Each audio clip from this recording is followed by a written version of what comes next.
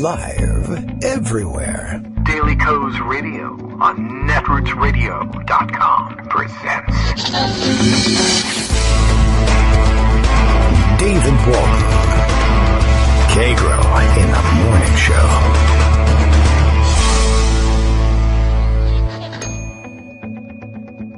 Now, here's David Waldman.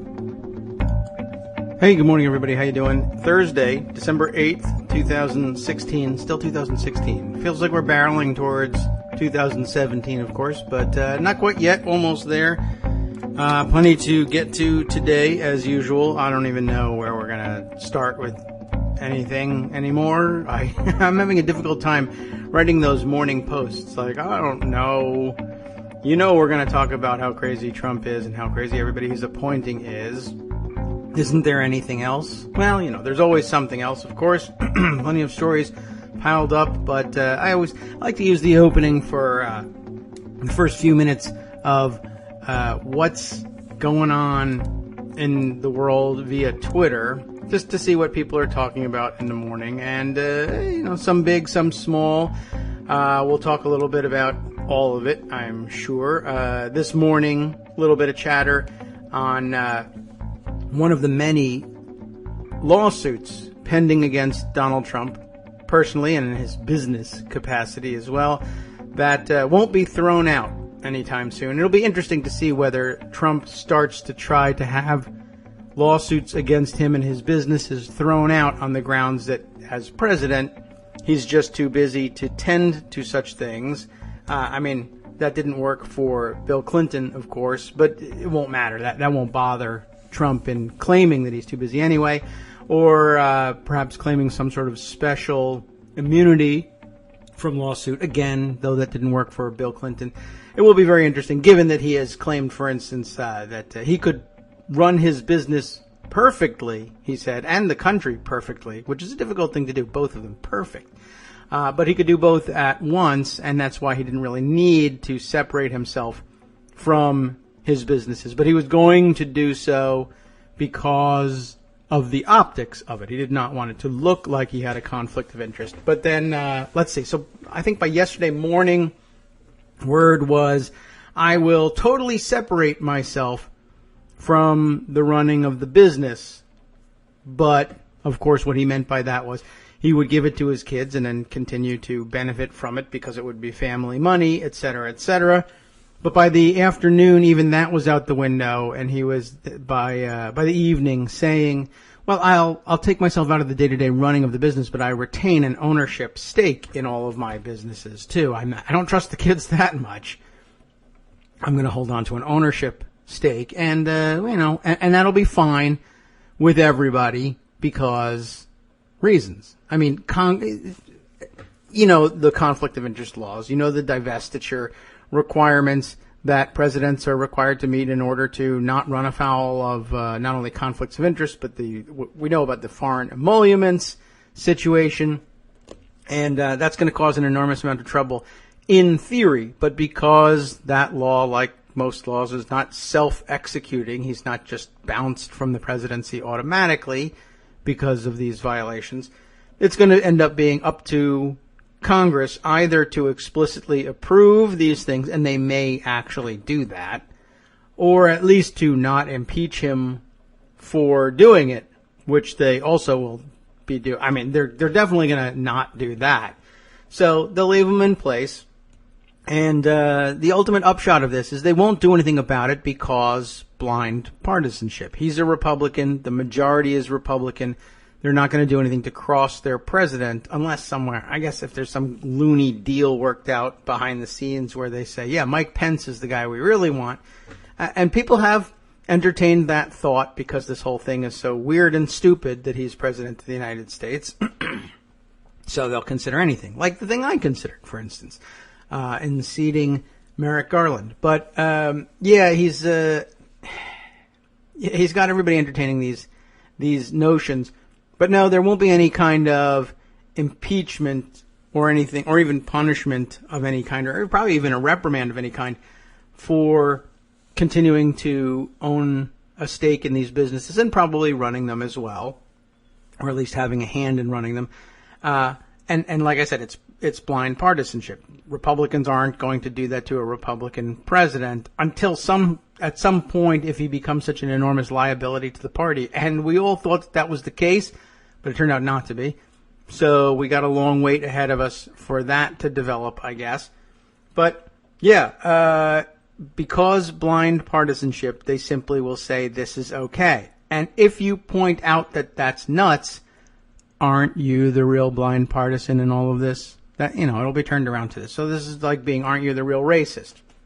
You mention partisanship, and they'll say, why are you being so partisan? Why are you bringing partisanship into this? But I'm saying that you are being, you're being partisan in not living up to your obligation to do something about this. Well, that's a partisan thing to say. I'm sorry, I was just briefly distracted by a retweet of a story from out of, I guess, Austin, Texas. I am confused out as to how this is possible. I wouldn't have imagined that it was, and I'll have to say that in retweeting it, you'll have to take a look at it. If you're waiting with bated breath at home because you're listening live, it's all worth it. It's really not. It's not even that good of a joke. But here's the story out of, I guess, Austin, Texas. Fox 7 in Austin. I don't know whether there's another Austin somewhere, but Austin, Texas. That's it. It's unfortunate. It's sad on the one hand, but on the other hand, what? Boy claims he was fat shamed, and that's terrible, by Santa Claus. Now, that's doubly terrible, of course, because, you're supposed to be able to turn to Santa Claus for comfort. And I mean, he could tell you to be nice and be good and all that, and maybe he knows you're bad. There's all kinds of implications to talking to Santa Claus, including you're talking to fake. Well, I don't want to ruin the thing for anybody. If I still have young listeners to the show, I don't want to ruin anything, but all I'm saying is fact check Santa Claus, kids. Anyway, he's fat shamed by Santa Claus, who is himself, of course, famously fat. Now, this might be one of those svelte Santa Clauses. That may be the fact. And that's not a bad idea. They ought to have a more in-shape Santa for public consumption, both in artistic renderings of Santa Claus and in the malls themselves. I mean, one, you should encourage a positive body image, of course. That doesn't mean fat shaming the kids. But really, I mean, Santa, take care of your own house, right? Before you start fat shaming. I don't know what the fat shaming was. I mean, it's not good, and you don't want to be doing it. But on the other hand, like if you say, well, how about a nice football, right? So because you should get outside and play 60 minutes a day, just like the NFL says, play 60 because it helps you keep in good shape. Well, that wouldn't necessarily be fat shaming, as opposed to like, oh my God, my leg, get off me. I don't know. I wonder what the story was. I'm kind of curious now. All right. I mean, the boy is a little overweight. That's true, but you're not supposed to say that to kids who are there to see Santa. It's not your business, Santa. Let's see. Poor kid's 9 years old, so that sucks.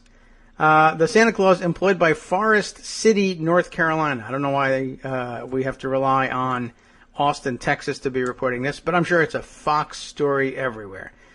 Wow, this is a jerky Santa. Bad Santa is part of the movie. When I got done, he said, lay off the hamburgers and French fries.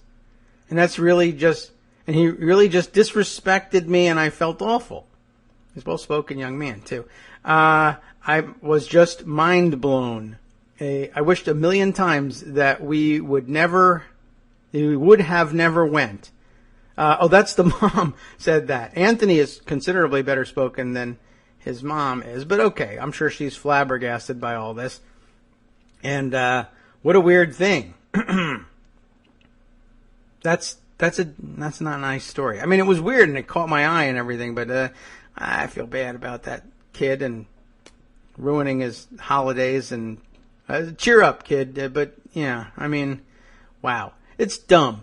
But okay, that guy is being jerky about it, and I don't know. I got to do a better job in hiring their Santas these days. That's all I can tell you. Okay, let's see. We'll catch up on a couple of other stories. I was mentioning that Trump has another lawsuit story. That's how I got into this thing. And then I got into Santa Claus and fat shaming. I don't know how these things happen.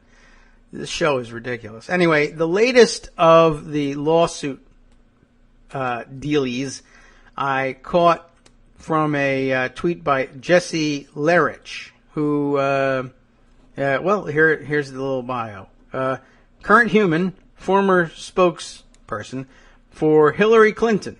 So that's a pretty big deal. Anyway, he points out, not that it's going to change anybody's minds at this point, including the Electoral College, Trump stole $6 million from his country club members, and the judge just said he won't throw out the case. This from Palm Beach area. And the excerpt reads, club members say Trump hasn't returned an estimated $6 million to members of his country club off Donald Ross Road. I believe that's in Jupiter, Florida. I think we did touch on this story on the show at some point. Trump bought the club from the Ritz-Carlton Golf Club and Spa for $5 million in 2012. When the Ritz owned it, deposits ranging from $35,000 to $210,000 were refundable. But once Trump bought the club, some club members say Trump changed the rules and refused to return their deposits.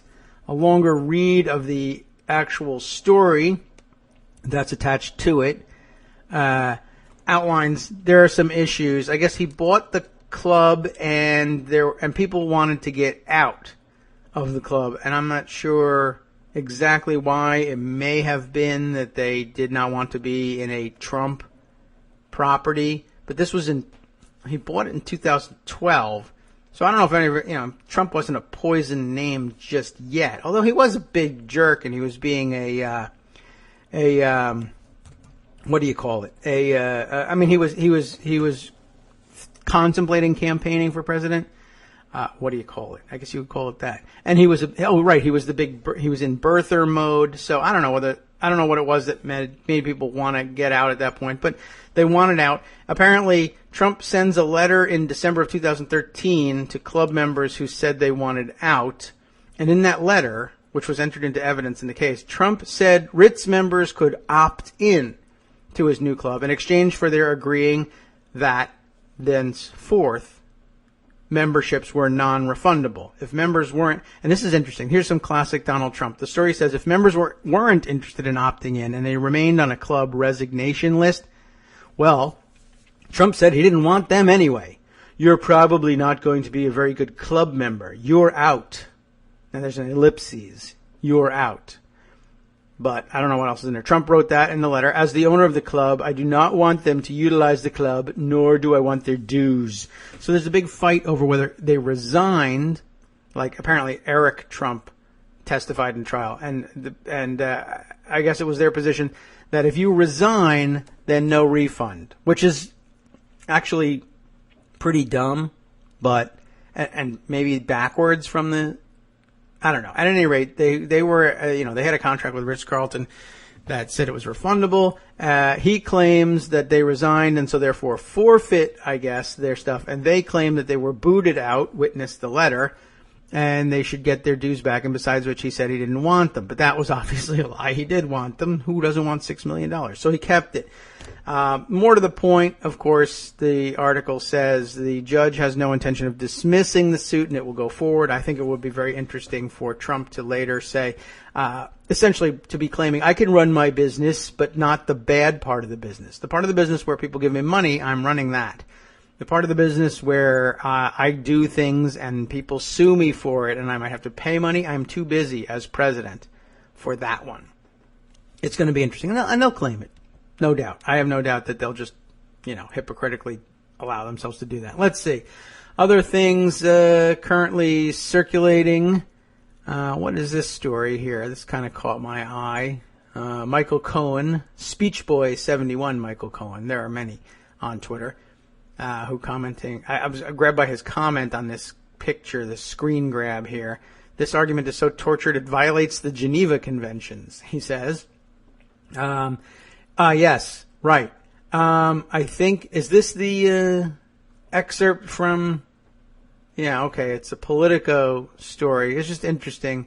The grab he's got here. The situations, I'm not sure which ones yet, are, of course, vastly different. Obama was inheriting an economy in free fall, with the economy losing 500,000 jobs a month. Remember that? He fixed that. While Trump enters office with an unemployment rate of just 4.6%, as is the message, Obama spoke of building a high-tech economy for the future. Trump vows to bring back the jobs of yesteryear. And the style, Trump threatens punishment, Obama tried persuasion. Still, the superficial parallels are striking. Trump cut a deal with Carrier to keep jobs from going to Mexico. No, he didn't. Much like Obama asked the CEO of Caterpillar to halt planned layoffs. Trump said a planned upgrade of Air Force One was a waste of money, while Obama said he didn't need expensive new Marine One helicopters. Oh, interesting. Trump wants a $1 trillion infrastructure package, while Obama eventually settled for $830 billion. Oh, I see what's going on here. Trump has launched a thank you tour of states he won, while Obama stumped for his stimulus bill. Wow, that's a reach. I guess Michael's obviously objecting to the comparison point by point on these things. The infrastructure is a better one, although, there's an argument to be made that he's funding the infrastructure project much differently, yada, yada. But, okay, that's better. But certainly, thank you tour of states he won versus, well, I'm campaigning for my stimulus bill. Not the same thing. Both men believed in the need to set up an external political arm, Obama for America versus Trump's reported unleash the potential, to keep their grassroots bases fired up and ready to go. I don't know. It rises to the level of violating the Geneva Convention, but okay, I get your point. All right, moving on to the many, many other stories taking up space and or garnering attention this morning. Let's see. What have we here? Boy, there's a bunch of things happening on Twitter that I feel like we have to pay attention to almost like right away. Let me at least put this one aside for the moment and see if I can organize things in my head just a little bit. And just for the record, perhaps I skipped over my usual morning duties, of reading Bill's tweet from out of Portland, Maine. I was grabbed immediately by the poor kid being fat shamed by Santa Claus, of all things, too. Boy, that's about a double whammy. My goodness. Well, you should do the whole show is, can Santa Claus technically fat shame anyone? We're going to look at the constitutional issues underlying this. Daily Kos Radio, now live for about 20 minutes, Bill reminds us. Kagro X is your host. That's me, David Waldman, and I really do have to do a better job at identifying myself mid-broadcast/podcast. That's a very professional thing to do. I usually let Greg take care of it somewhere around 9:30, 9:45 when he leaves. He tells everybody who I am. I am your host. Unless, of course, Trump has already replaced me with a retired general. Yes, that's right. That's another thing here. Let's see. In the Morning Post today, I embedded a rather pithy tweet that I saw, and I did see similar sentiments expressed much later in the day. I mean, startlingly similar, like plagiarism similar, but okay. It was a good thought, and I believe that a lot of people could have come to it independently, but it was very similar. But I think the first one I saw with this was Alexander Chi, who writes, "Why, yes, it does, quote, look like Trump, is planning the dissolution of each department of the government and that he's surrounding himself with generals." I also, I may have mentioned yesterday, I don't know whether it was just at home in my own conversation or on the radio yesterday, that people are pointing out that, yeah, there's a pretty good case to be made here. You might want to ask yourself whether there's a number of generals that there has to be on the cabinet in order for it to technically become a military junta. Of course, they have to take some action, but it is a little bit dangerous. And, of course, I mean, he's gone right at it by naming or saying he's going to name General Mattis as defense secretary and asking Congress to waive just for him the law prohibiting this. I mean, you can put generals all over the place, but there's one place that says, no, you're not supposed to be doing this, and he's saying, well, maybe we just, to hell with the law on that.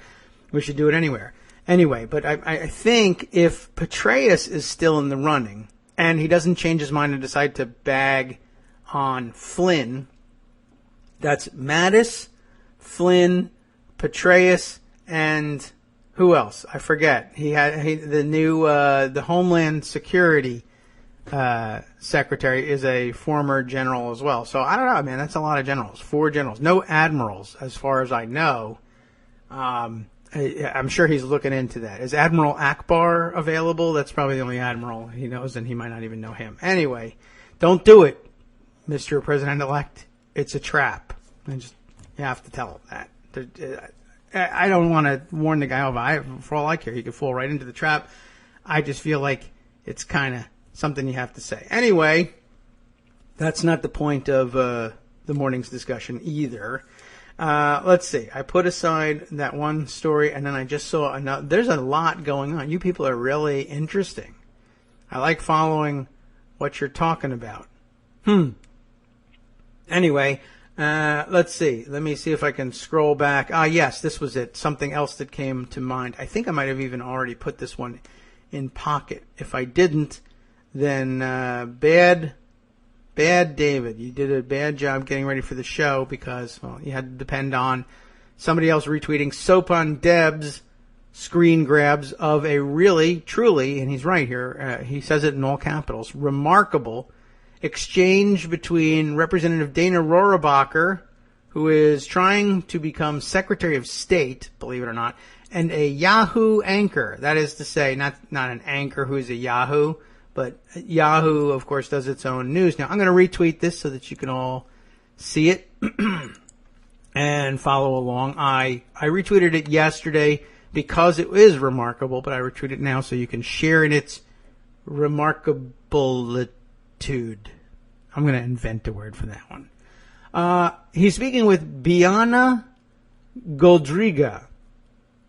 Now, if you're intrigued by the name, it comes into play.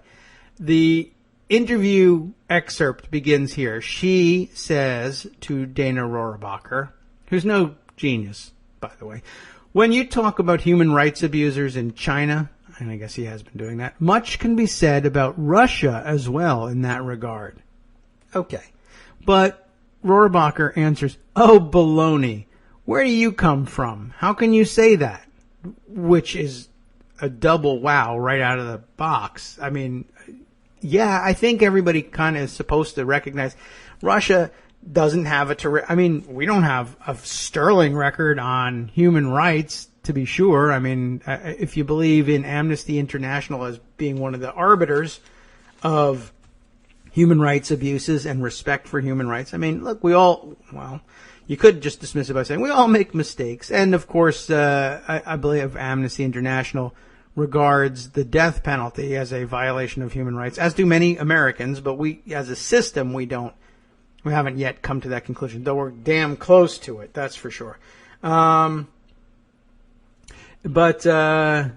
let's see. Anyways, she brings it up, and I mean, I think we all agree, even Russia fans agree, okay, human rights, they got a ways to go. Everybody does, if you want to put it that way, if you need to soften it to get them to agree, but not Dana. He says, baloney, they're not. And then the double whammy, where do you come from? Like, you can't possibly know a goddamn thing because you're not American. Except she comes from one of the places where you might actually have a better idea about the kind and the type and scope of human rights violations going on in Russia than even super genius Dana Rohrabacher. Goldriga answers, I come from the former Soviet Union. That's where I come from. I came here as a political refugee. That's where I came from. Rohrabacher, I wonder if she has an accent. Is that what it was? Oh, okay. What country did you say you came from? I come from the former Soviet Union, from Moldova. Oh, he says, well, then that's good. Then the audience knows that you are biased. I mean, I guess, but also that you have personal life experience that Rohrabacher doesn't, that speaks counter to what he's saying. But I mean, you're biased. I mean, this is a really weird evolution of U.S.-Russia relations here. We're going to take the side of Russia against a former breakaway republic. And she's not the side of the republic, but as the former citizen of that republic. I mean, nobody would be in a better position to know about how the former Soviet Union, driven by Russians, the difference, of course, being the former Soviet Union, in addition to being Soviet and communist, the now independent former republics were, of course, subsumed to the Soviet Union, etc. I mean, there's just no. I don't think anybody would be better positioned to opine on the many ways that the Russians who ran the Soviet Union disrespected human rights. But Dana Rohrabacher says, no, you're biased. We're pro-Russia. And to the extent that Moldovans are anti-Russian because they harbor ill will against them because they were oppressed by them for decades and maybe longer, you're biased. Well, I mean, I guess. And she agrees. I am biased. I am biased because I am an American citizen who was born. Oh, I'm sorry. Well, she doesn't admit. She's actually making a question of it. I mean, I think it would be a fine thing to admit. Yeah, I'm biased because I was from there and I know exactly what's going on. I mean, I'm biased toward the truth of it. You're biased, in the opposite direction. But she's actually incredulous. I'm biased because I am an American citizen who was born in a foreign country. That's a rhetorical setup of a question, of course. And he just jumps in and says, yeah, anyway. Yeah, when you start saying that Russia, and then he changes direction. Did you know there have been no political reforms in China? None. So he wants to talk about China. I'm not saying, she says, I am not advocating that China be our best friend. I'm talking to you about Russia right now. Of course, I guess she's trying to change the subject too, but okay. Rohrabacher says, you just said that Russia and China are the same. I'm sorry, they are not. I said they are both human rights abusers. How am I wrong? Now, I understand the rhetorical device of the how am I wrong. But when you hand the how am I wrong to these kind of, dissemblers, they just take it and run. How are you wrong? In China, they don't have opposition force. And I don't even know what that's supposed to mean, really. Goldriga answers, and Russia isn't accused of murdering journalists? Rohrabacher says, okay, look, I'll let the public decide with that last comment where you are coming from. Maybe reality. The bottom line is what's good for America is to prioritize, as I did when I worked with Ronald Reagan. I wrote most of his speeches on this issue. But okay. Goldriga says, and what would Ronald Reagan think about your thoughts about Vladimir Putin? And of course, again, just take the ball and run with it. Rohrabacher says he would love it. Maybe you forgot that Ronald Reagan was the one who reached out to Gorbachev with his open hand. And Goldriga says, are you comparing Gorbachev to Vladimir Putin? Rohrabacher, absolutely, I am. I want, I'm sure that in Rohrabacher's mind and in the mind of many of, I guess anybody who would count themselves as a Dana Rohrabacher fan would say, sure, they're both Russians. So why not? They're both Russians and they both led Russia. Well, but in different ways because they're different people, etc., etc. But remarkable. The guy wants to be Secretary of State, and that exchange would probably rule him out in any other situation other than the one where this goofball Trump, who's a puppet, you're the puppet, is going to be, calling the shots. So there you have it. In contention for Secretary of State. Yowza. All right. What other fun things have we to round up today? Let's see. Oh, yes. Justice notes for me. I wonder if I should bother spending some time on this one. He's just noting about the high noon proposal, the January 3rd proposal for seating Merrick Garland or anyone else, by the way, if you really want to stretch the point. Caroli from Crooks and Liars wrote the procedure up the best she could from my summation of things in Twitter a couple of days ago, even before I put it into writing for Daily Kos.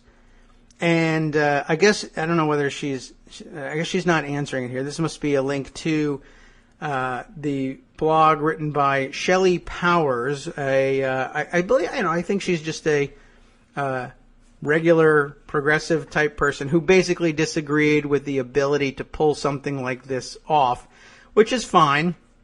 I ran into her on Twitter early on, and I tried rather patiently, actually considerably more patiently than I usually try on things like this. But it was an early test, and I have decided that most of my time that I could be spending trying to teach people individually what I'm talking about is probably a waste of time. I did that extensively for the filibuster reform project, but I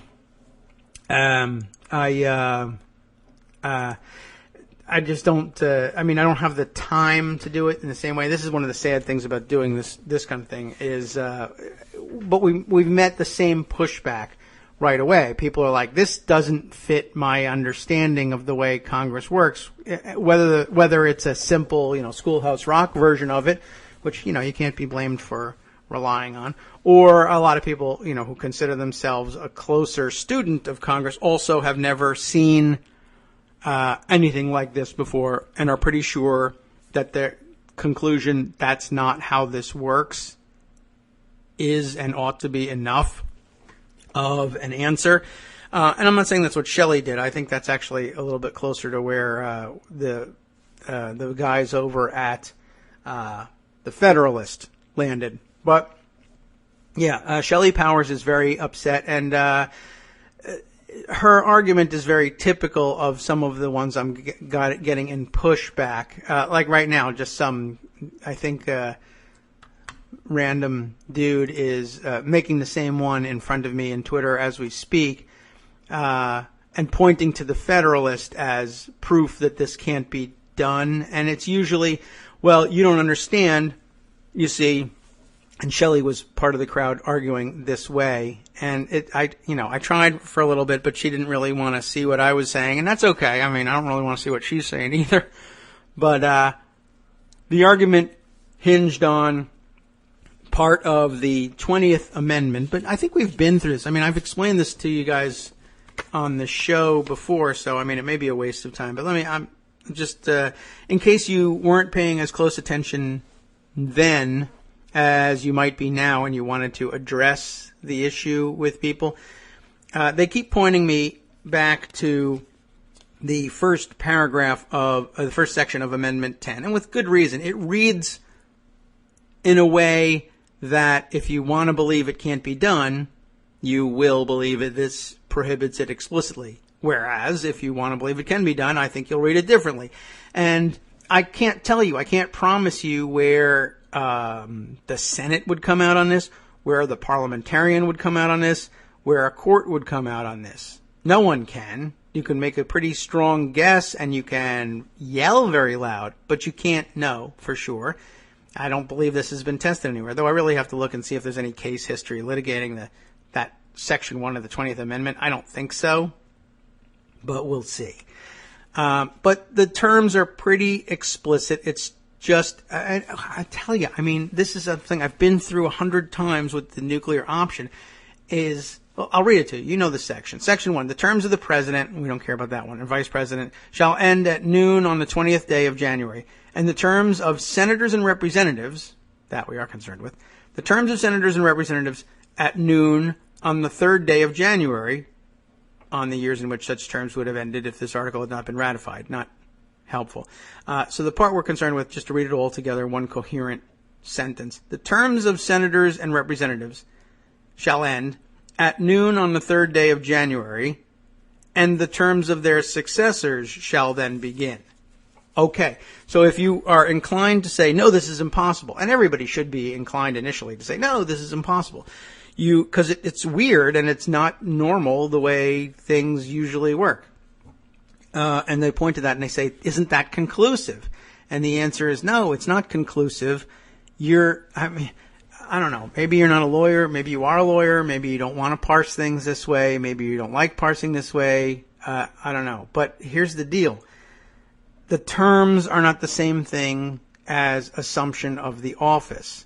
the term begins, that is to say, the chair is open for occupation. The seat is open for occupation by someone duly sworn to serve in it at noon on January 3rd. Once you take the oath required by Article 6 of the Constitution and qualify in every other way enumerated in the Constitution and under any relevant statutes or rules of the Senate, if you want to talk about normal situations, because I would withhold rules of the Senate from consideration for the time being because of the nature of the opening moments of a new Congress. But the term becomes available, and you can enter into service on it upon taking the oath. That's when you assume the office.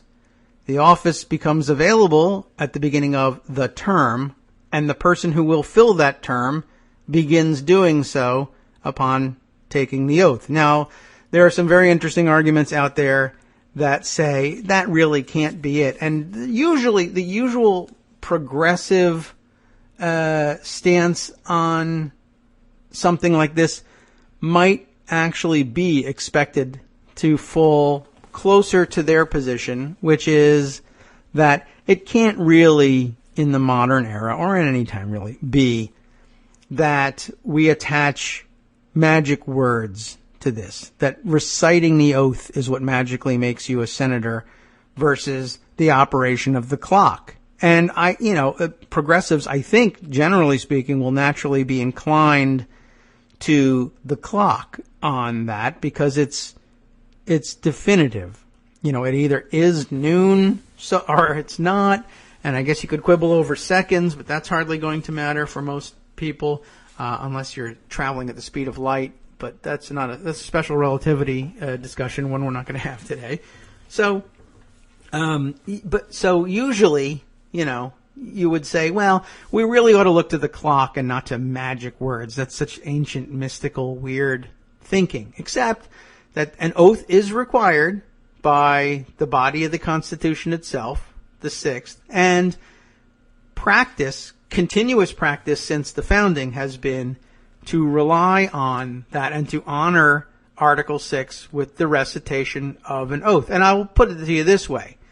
Anybody who is certain, not anybody, most people who are certain that it's the clock and not the oath, they're relatively civil about it because it's not the sort of thing that you usually fight and spit in somebody's eye about. But over at the Federalist, that's the way they want to handle it. And to some extent, that's the way Shelley Powers has decided to handle it too, that you're an idiot and you can't understand the plain meaning of this thing.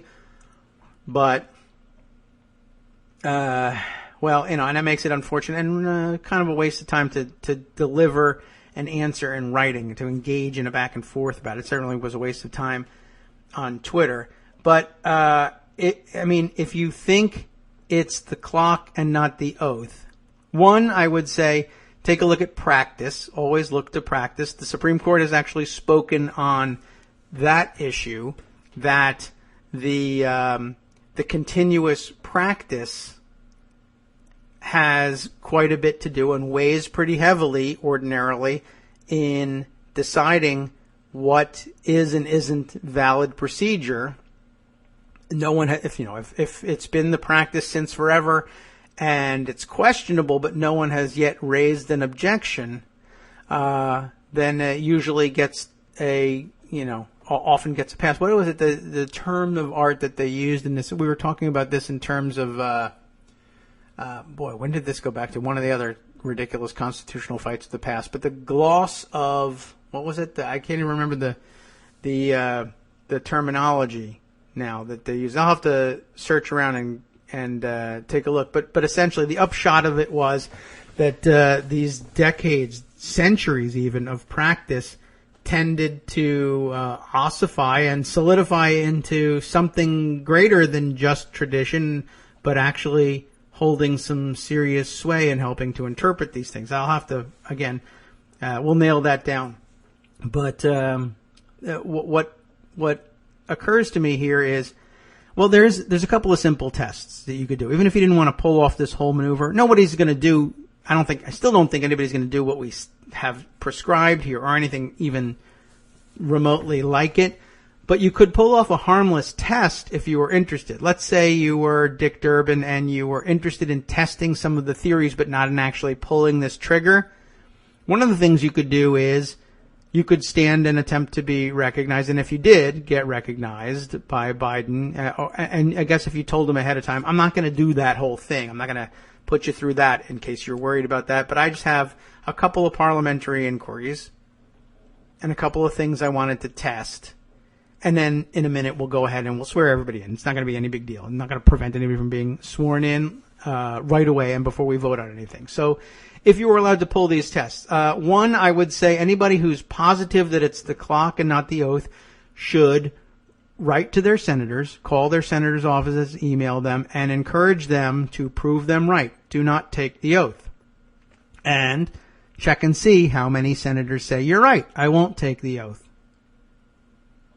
I'm betting the answer will be 0, and the answer will be 0 because they kind of worry in the back of their mind, at a minimum, that maybe it is the oath and not the clock. And I don't really want to, I don't want to put myself or the people I represent at any disadvantage by screwing this up. So when it comes time to not screw things up and make sure you're doing them right, the oath will always be a part of this, and an important one. And who knows this better than Joe Biden? I don't know.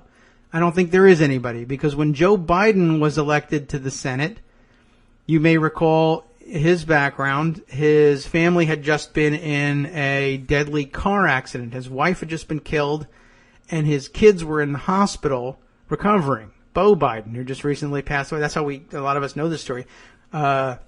As we saw these pictures of this amazing situation where he's at his kid's bedside come January 5th. What year was it? 1973? I don't even know if I recall the year, but it's thereabouts. And he'd just been elected, and his family was in this terrible accident. Let me scroll back and find it, because I did make mention of it this morning. Here we go. Yeah. So Huffington Post had a story when Beau died. They did this because he's in the pictures in the hospital. So yeah, 73. Joe Biden is by his kids' bedsides in 1973 on January 5th, which I'm not sure whether that was the day everybody else took the oath or whether it was after they took the oath. I guess we could look at a calendar and figure it out. But what's happening in these photos is January 5th, 1973, Senate Secretary Frank Vallejo is there. And Vallejo will ring a bell for those of you. That's the Vallejo of Buckley v. Vallejo. Okay, the campaign finance, seminal case in modern campaign finance issues. So Secretary of the Senate Frank Vallejo is there with a Bible, being held by Mrs. Biden's father, Robert Hunter, for what? The swearing in of Senator Joe Biden in the hospital in Delaware. The Senate dispatches the Secretary of the Senate to the hospital bedside. Why? Because the clock will take care of it? No, because the clock doesn't take care of it, and the oath has to be administered. Now, you could say maybe he just felt even more closely, more deeply, the symbolism of taking such an oath, given the gravity of the situation, because after all, he did contemplate resigning the office so that he could stay with his kids and just take care of them and get them back on their feet. And he was convinced not to by the leadership of the Senate. They needed him in the Senate, and he agreed not to do that. And I guess as part of the accommodation for him, they surely went out of their way to make sure that he could get sworn in, but probably not just for symbolic reasons. Because if he was ready to resign from the Senate, the getting sworn in at the exact moment or taking the oath at all probably couldn't have meant a great deal to him if he was ready to forego it. But instead, He said, no, I really need to help. I owe it to the people of Delaware and to the country, and I'll do my best to do both, but I have to at least try and assume this office. How can I do that if I'm not in Washington, D.C. on the day that they're swearing people in? Don't worry about it, they said. We'll send the Secretary of the Senate to take care of that. Because why not just dispatch how about deputizing a local kindergartner to do it? No, it's an important thing. It plays a real role. That's why. So you can all test it, though. Anybody who's sure that the oath has nothing to do with it is free to not take the oath. Another good test, though, if you don't want to risk that, just to spend even a little more time wasting time about this stuff, could be this. Durbin gets recognized just for this little test, right? And say, all right, you just walk in, and even if you don't necessarily get recognized, right? As Biden is getting ready to say that he knows that the certificates of election have been laid before him and it's time to swear everybody in, Durbin could certainly rise and say parliamentary inquiry, Mr. President. Well, that would be a weird interruption of things, and Biden might well say parliamentary inquiry. All right, or you could arrange with them ahead of time what it's going to be, and you probably should if you want to get a decent ruling out of it. But okay, the senator will state it, the parliamentary inquiry. What is it? And Durbin can say a couple of things. One, he might say, just out of curiosity, without our having begun our session here and not having sworn anybody in, if there was an argument, just for the sake of argument, if there were to be an argument now about doing anything at all other than just swearing people in, under what rules would we be proceeding?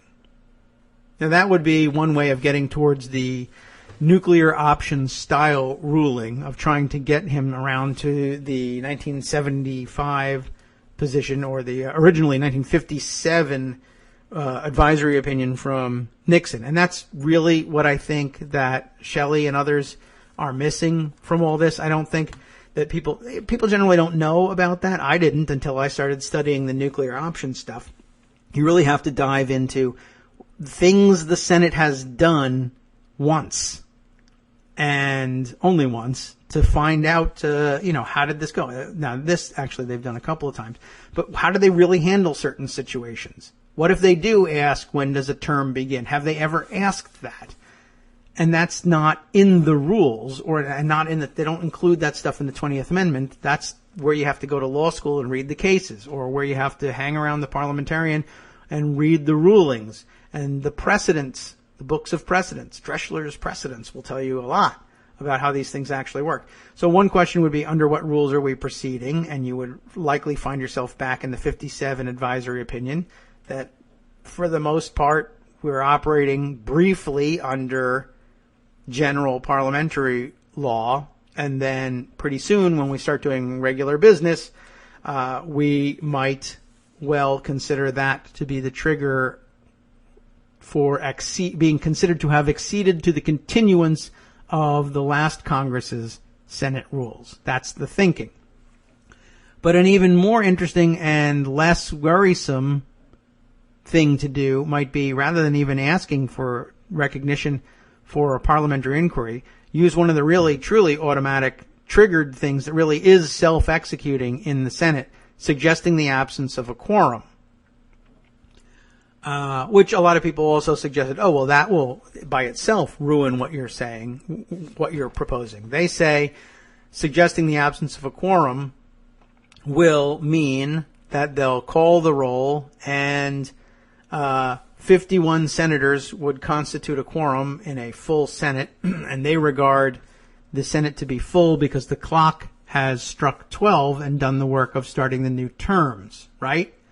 And so they think, all right, I'm not clear on exactly why Shelley thinks that the fact that there are 66 senators, even under my interpretation, only 66 versus the 100 that she's counting, why 66 is not enough to establish a quorum where the definition of a quorum is 51. I have no idea.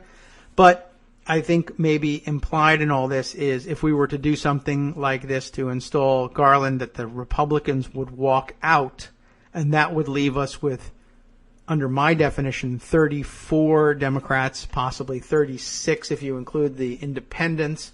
But if the newly elected Democrats don't walk out, you still can't get to 51. So I guess that's what her complaint is. But that then brings us to the question of, is a quorum isn't 51, it's a majority of the body.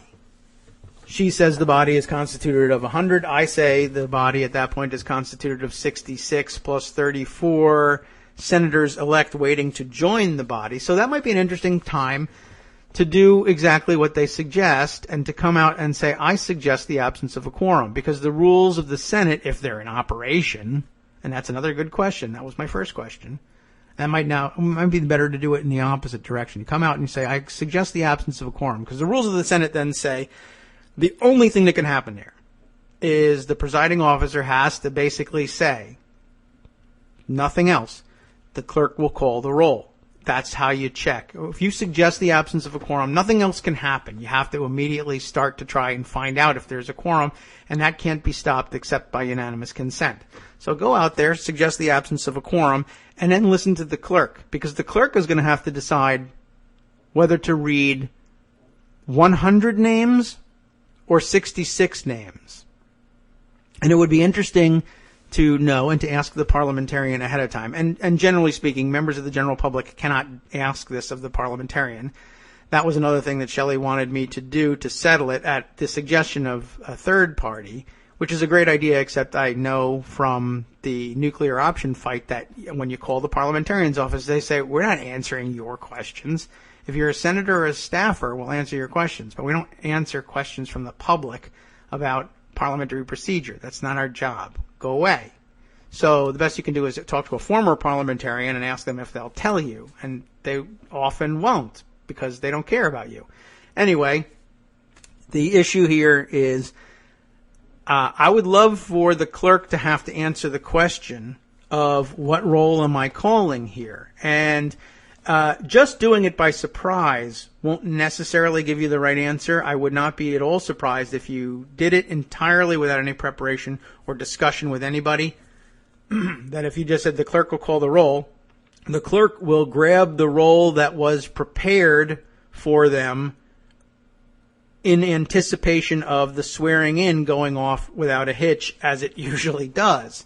And they'll just start reading the roll and not stop and think, wait a minute, is this really the roll or not? This roll, this piece of paper with the names on it was prepared in anticipation of a flawless swearing in, but now we haven't had that yet. What do I read? So you would have to ask ahead of time, and you'd have to talk to the parliamentarian and ask, if I suggest the absence of a quorum right at the beginning before the swearing in happens, and we direct the clerk to call the roll, what roll would you say the clerk ought to be reading?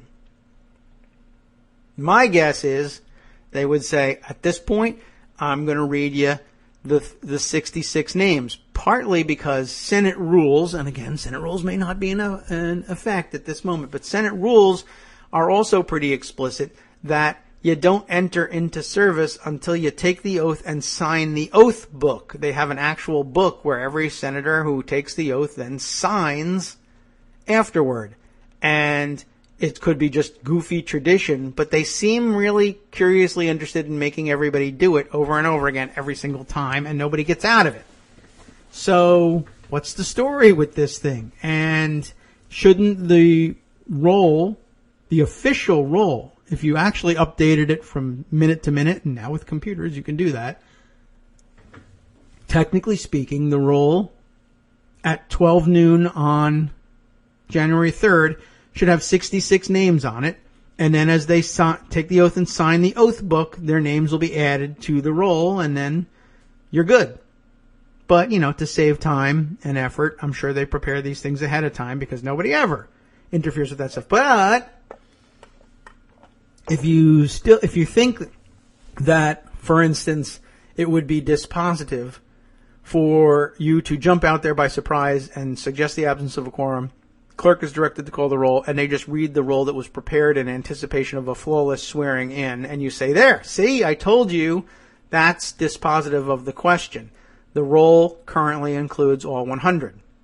I would say maybe you should look to the roll as it was written in, where were we? In 2009, in January of 2009, I guess. Do I have the date right? When Al Franken was having his election contested. I would love to know, as between him and also, now I can't even remember the name of the guy who was appointed by the guy whose name I do remember because he went to jail, Blagojevich, the governor of Illinois, to replace Obama in the Senate. He was there so very briefly that I have already forgotten. But were those names included in the roll or not? Because his election was contested, of course, by Norm Coleman, and they referred his election credentials immediately to the Rules Committee. And as you, of course, will recall, he did not get to take the oath and serve during the entirety of their inquiry into the election in Illinois. So the question is, give me a copy of the roll from January 2009, if I have the year right, and let me see whether Al Franken's name is on it or not, because they knew that controversy was coming. I'll bet it's not there, but that's all. I guess at some point it's all speculation. You can nail down whether or not his name was on the roll, if any roll sheets exist, or if any. I mean, we can take a look back in the congressional record and at the record of the inquiry in the Rules Committee, I guess. Which, by the way, I guess that raises another possibility, too. I suppose Durbin could just go to the floor and say, I heard there was problems with all of these elections, and I think you should send all of these credentials to the Rules Committee for the examination of the certificates. They might not be in the proper form. My recollection of the inquiry into the Franken-Coleman controversy was, ridiculously enough, that I guess Democrats acceded to the idea of, well, okay, we want to prove it. We're pretty sure that Franken won, and in due course he'll be sworn in as a senator, and you'll all be embarrassed for having cost him all this time in the Senate. But by the way, I mean, he was elected, he won, and his term began, but you'll notice that the man did not vote for a long, long time. And now that could be partly, chiefly it is, a function of the fact that the Senate agreed as a body, with Democrats agreeing, for whatever reason, that they wouldn't swear him in until it was all settled. But that's another of the other bases of this position that I've taken, that the Senate is the ultimate arbiter of who its members will be, at least by majority rule, by the way, at least in terms of admitting new members. To expel an existing member, of course, takes 2/3 vote, but to decide not to seat an incoming member for whatever reason would take a majority vote. We've seen it done, and that again takes it out of the court's hands. So anyway, I guess this is the longest possible way of observing something on this small point that Shelley brought up, and the discussion on Twitter was quickly abandoned because it didn't make any sense. She was saying, well, the 20th Amendment is dispositive on this. The term begins at noon. And I say, you don't have the same definition of term as I do. And she said, you're crazy for having that definition of term. And I said, this stuff is not as black and white as you think it is. And I don't know what her background is. Maybe she is a parliamentarian. Maybe she's studied this for a long, long time. But I got the sense, as somebody who has, in fact, studied these particular things for a long, long time, that she had really kind of maybe just read this stuff, and that just looking at the rules isn't sufficient, and it's not really worth your time if you've read considerably deeper into the actual practice and what each of the words means and has meant and can mean. And in many cases, it's meant different things at different times. If you're not up to speed on those things, it's pointless to have the nuh-uh, it means this, nuh-uh, it means that argument for very long. But I just thought I'd fill you in on that, and maybe on another day we can go through some of the other points as well. But I've wasted enough of your time. I hope it was edifying and enlightening and not too boring. To me, it's fascinating to go this deep into something as ridiculous as that, just to show, the depth of what can be involved in these things. And I think it also makes a pretty good case for the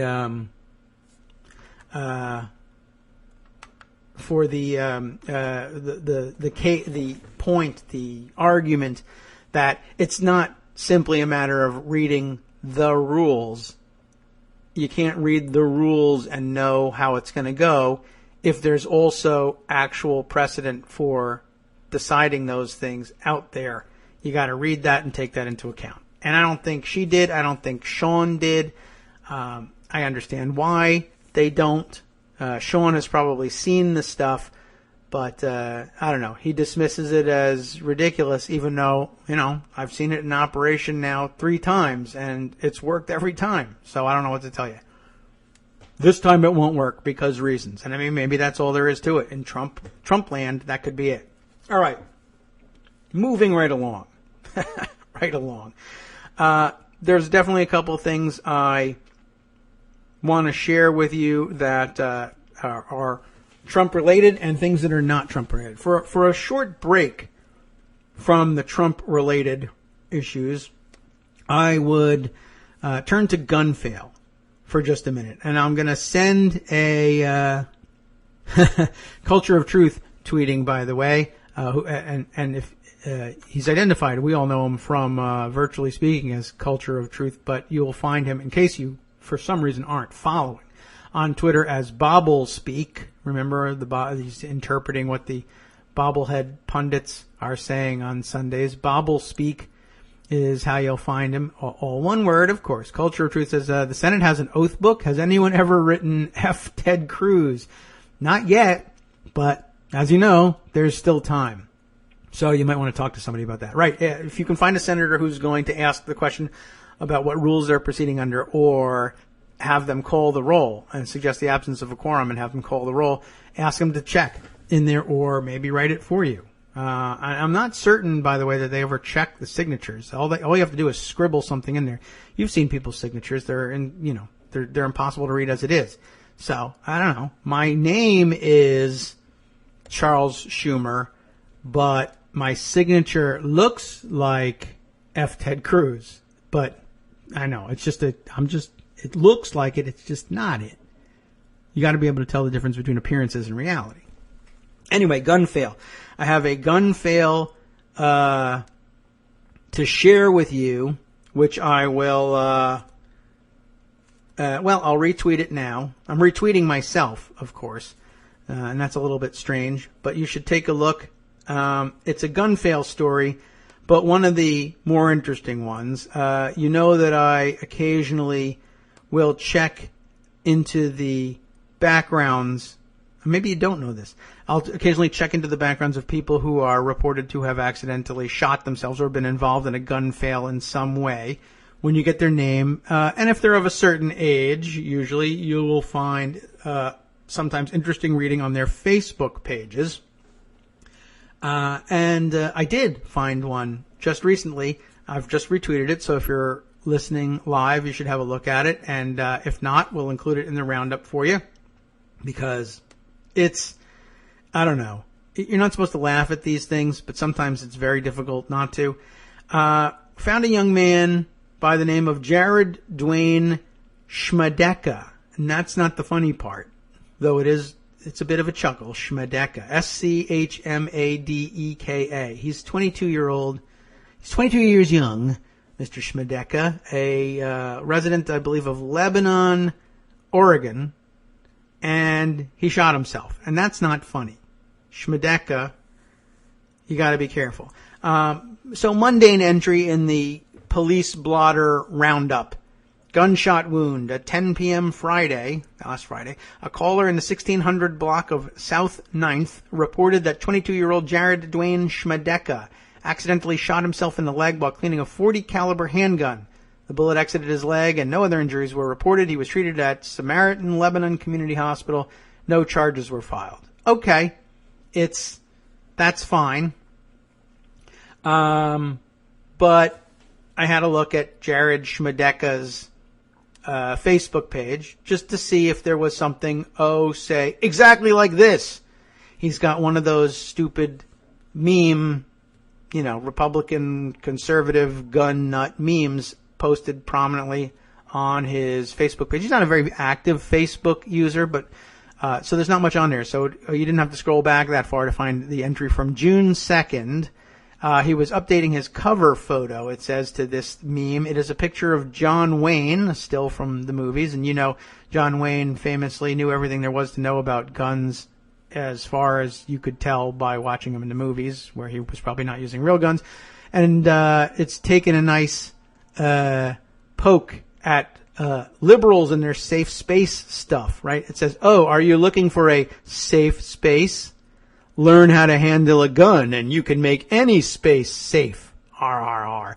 Well, it's that much funnier in juxtaposition with the news report that he had in fact shot himself in the leg while supposedly, cleaning a gun. Did I even, while cleaning a .40 caliber handgun. So anybody who knows how to handle a gun, who's learned how to handle a gun, has learned, of course, that you gotta take all of the ammunition out of the gun before you clean it. And people say they know that, and they don't need to be lectured on. I trained, I know exactly what I'm doing, lots of people question. Sometimes, gun enthusiasts, say, hey, that's impossible. Somebody who's cleaning a gun knows that it needs to be empty. That guy was playing with a gun. And maybe that was true. But more often, I think it's just a matter of, you got a semi-automatic handgun, and it's just an issue of most of those things. In order to disassemble the gun for cleaning, you gotta manipulate the slide and press the trigger, and that kind of unlocks things, and you can break it apart into its various component pieces and clean it properly. And a couple times a week, people just get complacent or dumb or forget what they have and haven't done in the process because they've done it a million times and it all begins to blend together. They take out the magazine and they say either, well, I never carry with a round chambered, so there isn't one there now, or I'm pretty sure I emptied and checked the chamber because I've cleaned this gun 1,000 times and 999 of them I did it and I can't remember which time this is, or there are plenty of people who think they're knowledgeable about their guns and they've had them forever or whatever and still for some reason don't know that if you put them, if you insert a full magazine into a semi-automatic and then work the slide, pull the slide back, it will chamber around. And if you take the magazine back out, that round doesn't come back out with it. It's already in there. They teach it everywhere. Anywhere you learn gun safety, they tell you. But some people either don't pay attention, don't remember the class, whatever. The mistake is made, half a dozen times a week. And I think a lot of times it's people just think, I've done this already, or I forget whether I did it or, and that's it. They're breaking it apart. Positive it's empty. I know the rules. I know how you're supposed to empty it. I did that already. And then, boom, they didn't. Anyway, are you looking for a safe space? There's a couple more memes like that on his Facebook page, but none, I don't think, put it quite as clearly as that, so that's a fun one to share. Good luck to you, Jared. Hope you recover quickly and have learned your lesson. 2 lessons. 1, don't be complacent with your gun. 2, don't be flippant about safety and other people's insistence that you know what you're actually effing doing about your safety, because you can very easily accidentally shoot yourself or someone else if you're going to be that flippant. You're a danger to yourself and others right now until you learn that this isn't a joke and the memes are clever, but, it didn't help you any. Thank God nobody who wanted a safe space was actually shot. You didn't give a damn, so you got shot. Terrific. Now you got to save. Now you've got some space in your leg, you dummy.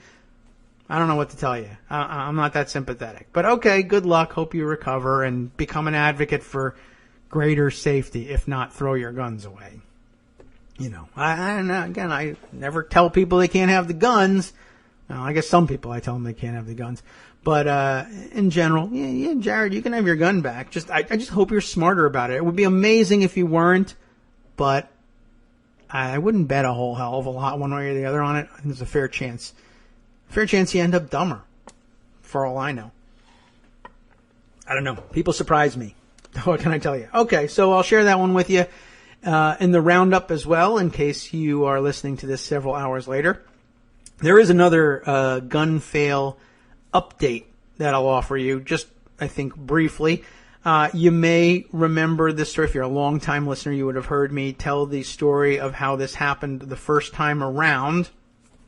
One of several stories that we have of first responders, emergency responders, called to a location for a medical emergency or a fire or even a break-in, and who are mistaken for intruders when they arrive and shot by the homeowners.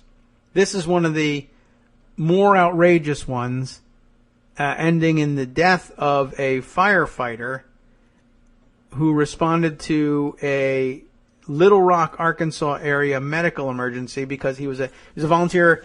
I think he was a volunteer firefighter. He was a firefighter and an emergency medical technician, and he happened to be a nearby neighbor of the person for whom emergency services were called. And so he said, he heard the call and said, I'll respond. I'm here. I'm a minute from the house. And it was a guy who was having seizures, I guess, and who was non-responsive. And our firefighter here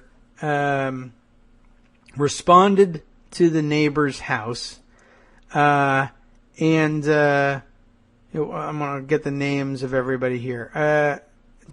Ronald Jason Adams is the firefighter responding to the medical emergency of Mark Eugene Pruitt.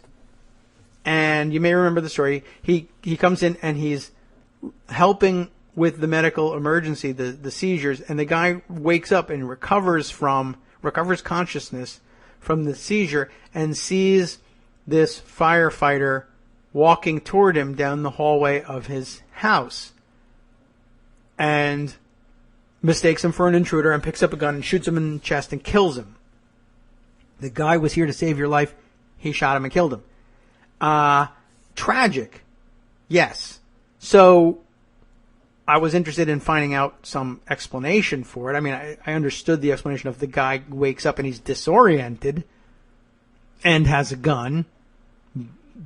But, and then I guess that leads to deeper questions of, I don't know what kind of seizures he was having, but, is that the kind of person that should have a gun? And then, I recognize that there is, a valid argument like, well, okay, now just because somebody has seizures, I mean, if they really believe that they need weapons at home to protect themselves from predators, you can't just say, yeah, because you have this disability, you have to be killed by a home invader. I mean, I understand the emotional impact of the argument, but you also have to wonder whether maybe, if you're constantly, I don't know how constant it was, losing consciousness and having seizures and, maybe firearms around isn't a good idea, and maybe that's just hypothetical, except for you just killed a guy who was trying to help you with your seizures.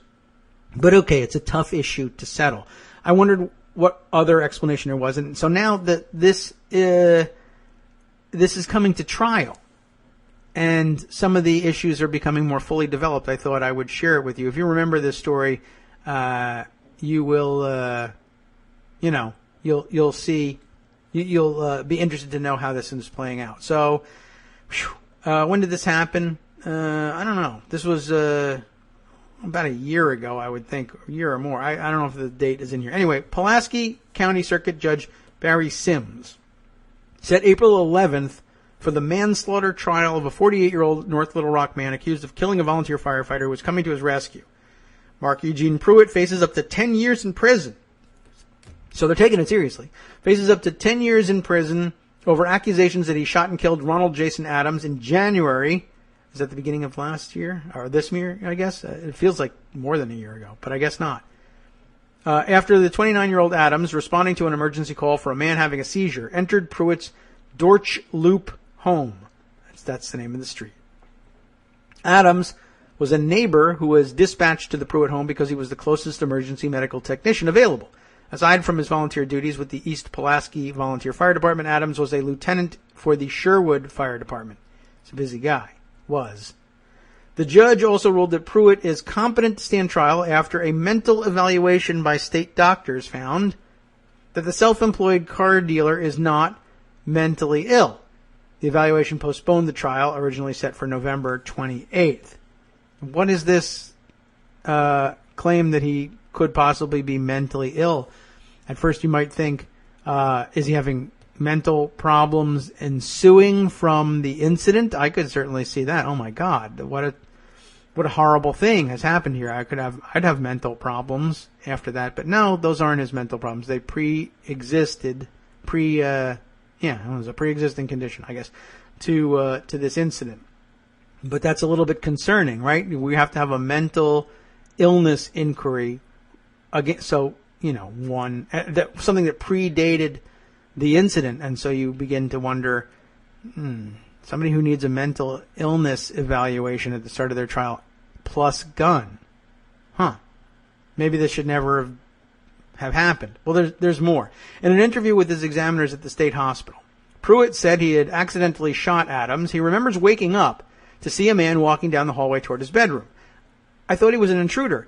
He wasn't wearing anything fluorescent, and it was dark. And I was puzzled by that at first, but I wonder whether he thought, oh, well, if it was an emergency services person, they'd either be wearing, I guess, a police uniform or some of that fluorescent firefighters stuff, or even the EMTs have those sometimes blue jackets with the reflective stripes. So, I mean, maybe he wasn't dressed for it, and okay, that might actually be a good point. So, but we go further with this. I thought he was an intruder. He wasn't wearing anything fluorescent, and it was dark. Pruitt is quoted as saying, I blacked out, and next thing I remember is the flash of the gun going off. Did he pass out or have a seizure with a gun in his hand? Or did he get up when he saw somebody he didn't recognize and go and get a gun? That's going to be important to trial. He said he doesn't remember firing the weapon, just the flash from the muzzle. Then his wife telling him he had shot a firefighter. I don't doubt that he could have no recollection of these things, given his medical condition. Pruitt told the doctor he remembers trying to stand up, but he could barely walk. Then he tripped over something and fell. Pruitt's lawyers did not contest the doctor's diagnosis that Pruitt had cocaine use disorder. Cocaine use disorder. I've not heard of this one, but I'm not versed in the field.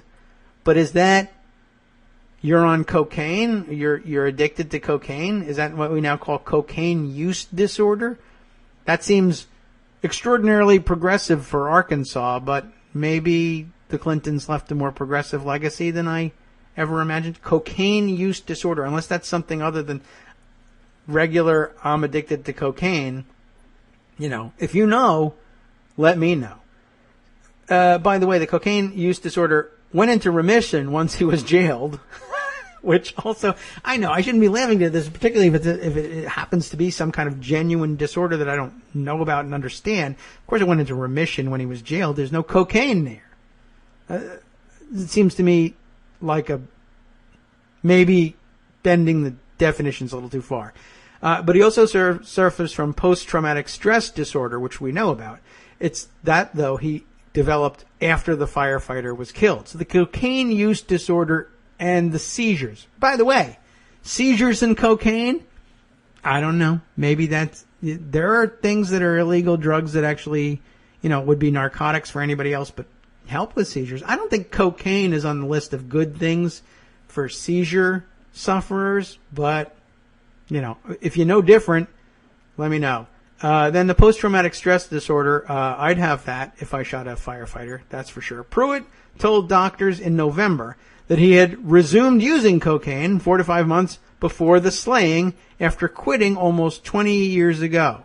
So he was a cocaine abuser, or he had cocaine use disorder 20 years ago, and he got clean, and then he fell off the wagon and he started using cocaine again, and then, I don't know, just mysteriously had seizures at that point. I'm sorry, I'm laughing at something flying by on Twitter, which, good Lord. All right, well, I'll share it with you for live listeners. The rest of you are going to miss out. This is why you should be listening live. And it's a guy in a Santa suit passing out, I guess, drunk and stumbling into a car in a garage. And wow. Anyway, that has nothing to do with this. Pruitt's lawyers didn't contest that he had cocaine use disorder, that it went into remission, etc. Pruitt told his doctors in November he had resumed using cocaine 4 to 5 months before the slaying. The report also notes that Pruitt told doctors in September that he had resumed using cocaine more than 3 years ago. So when? 4 or 5 months? 3 years? I don't know. 20 years? Cocaine use disorder? I can't remember because I have cocaine use disorder. I can't remember the order in which I began using cocaine. Describing his usage as 1 gram a day. I'm not up on my cocaine, but that sounds like maybe that's expensive. Blood tests done when he was arrested on the manslaughter charge also contradicted his statement that he had not used cocaine in 2 days. I'm clean.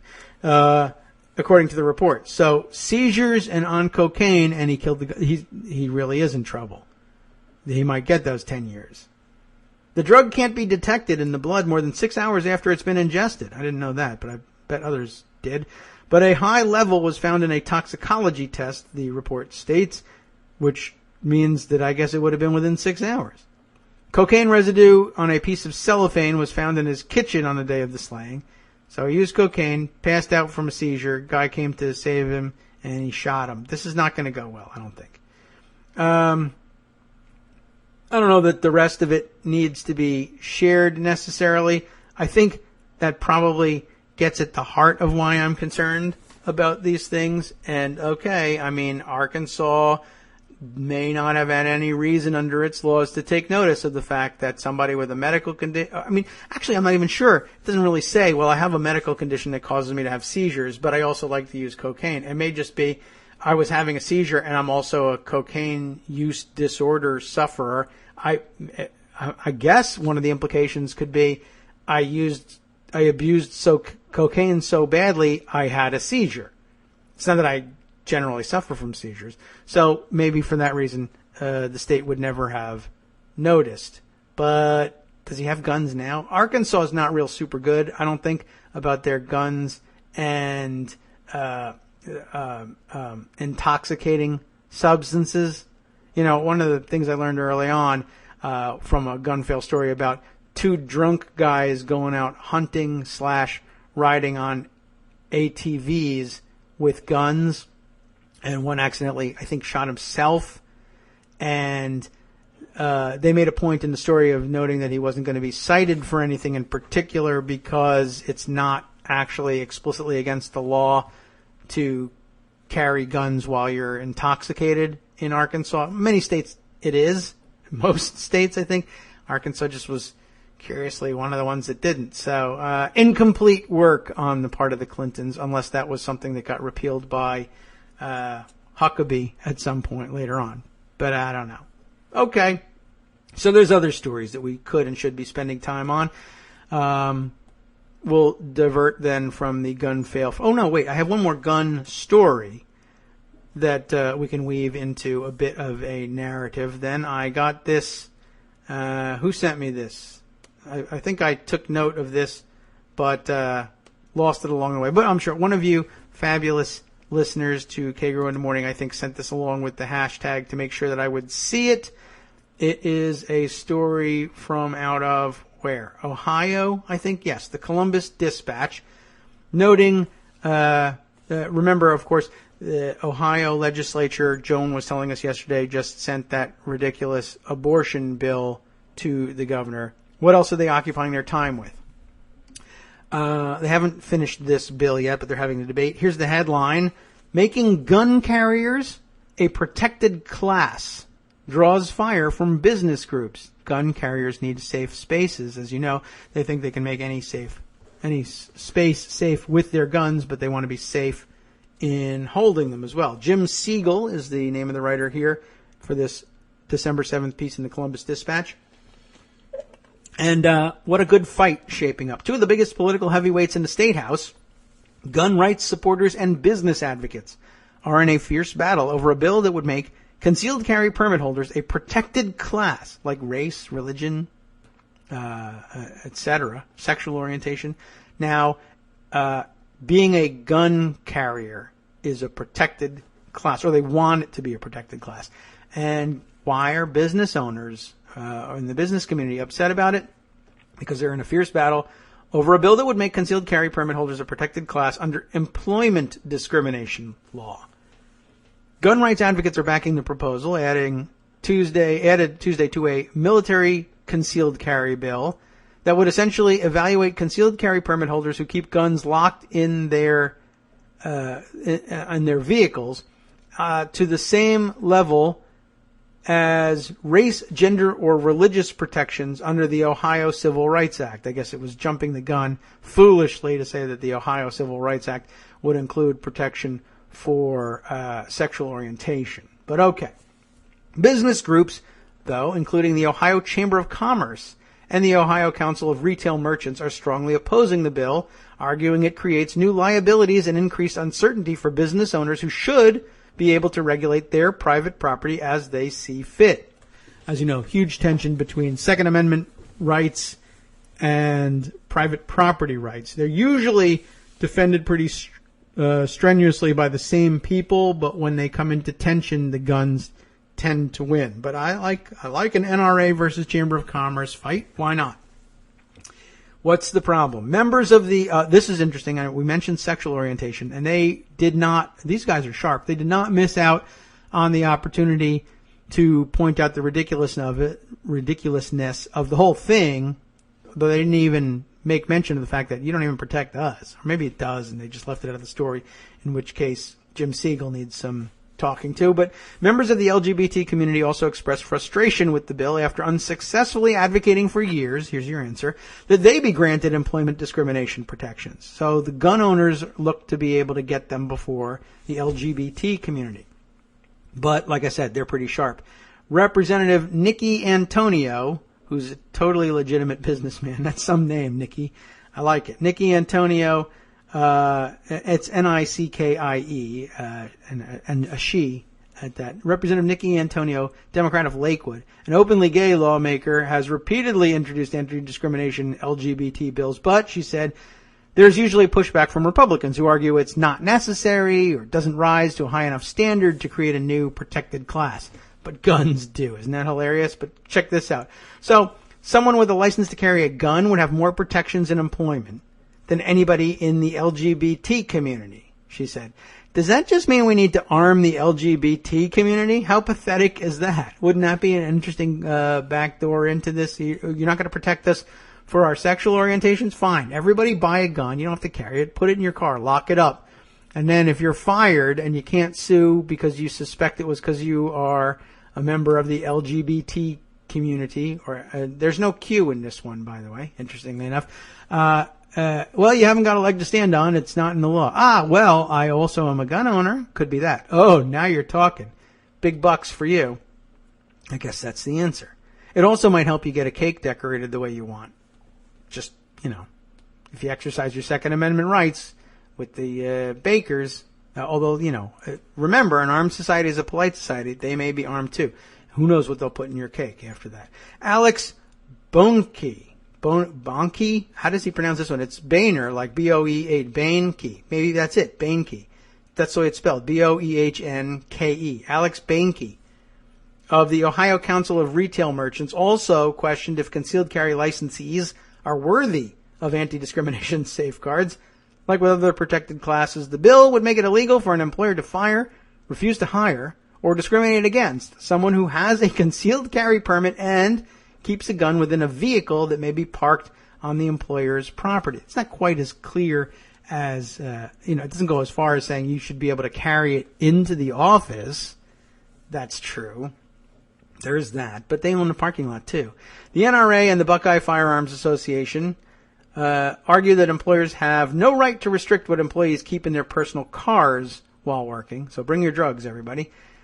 Jim Irvine, president of the Buckeye Firearms Association, said that more than 20 states have passed similar laws, and they've not seen the types of problems that business groups are raising. The chamber doubts many states have gone, the chamber, by I guess on the other hand, doubts that many states have gone the route of making concealed carry permit holders a protected class. You could look that up and get a real answer, but we have a story to go with here. I think their concerns are really overblown.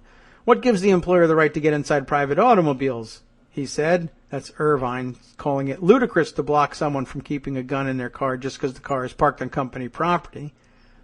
The chamber's position is that their rights are more important than the personal individuals.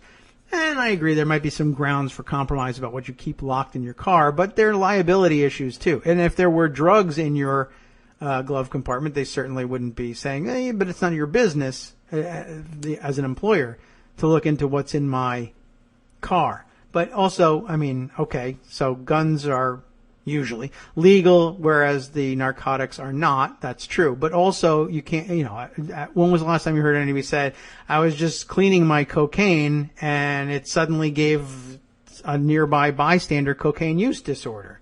It doesn't happen. It went through the wall and he got cocaine use disorder from it. I'm sorry, I didn't know it was loaded.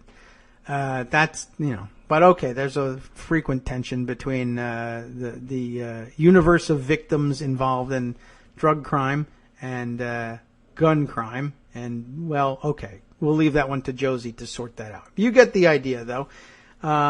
There's some real issues with this. How many times do I tell you, on Twitter anyway, about people who have guns in their glove compartments and the damn things, gee whiz, they go off by themselves, moving them in and out of the glove compartment all the time.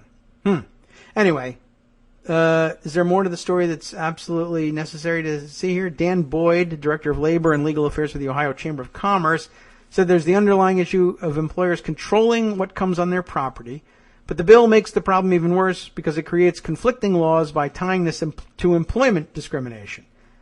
On one hand, Boyd said the concealed carry laws say employers can ban guns from their property, but under the bill, if someone brings a firearm on your property and you discipline them for it, you're subject to the same civil penalties you'd be in trouble for discriminating against race on the basis of race, religion, and age. It doesn't make a lot of sense.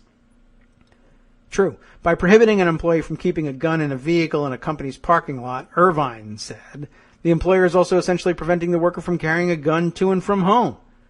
You're dictating that I cannot defend myself to and from work. Well, no, that just means you got to park elsewhere. You got a longer walk from the parking lot. You want the convenience of parking out front? Don't bring a gun. Don't care about it, or you want the gun that badly? Park next door and come on over here.